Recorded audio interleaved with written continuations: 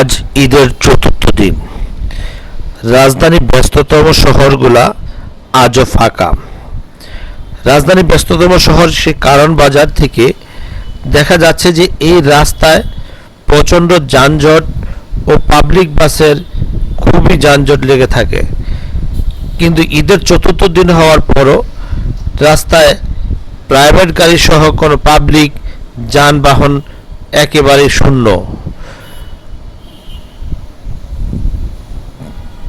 প্রশাসনের সাথে কথা বলে দেখা গেল যে ঈদের যে ছুটির আমেজ এখনও কাটেনি, তাই রাজধানীর ব্যস্ততম শহরগুলা সে সিগন্যালগুলা একদম ফাঁকা।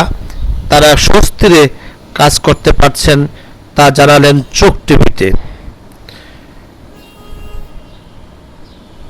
চোখ টিভির সাথে থাকুন, চোখ টিভির পাশে থাকুন। লাইক কমেন্ট শেয়ার দিয়ে চোখ টিভিকে সাপোর্ট করুন। চোখ টিভি ঢাকার ব্যস্ততম শহরগুলো ঘুরে ঘুরে দেখানোর চেষ্টা করবে দর্শক। সে পর্যন্ত চোখ টিভির পাশে থাকার জন্য অনুরোধ রইল। মনিরুল ইসলাম, চোখ টিভি, ঢাকা।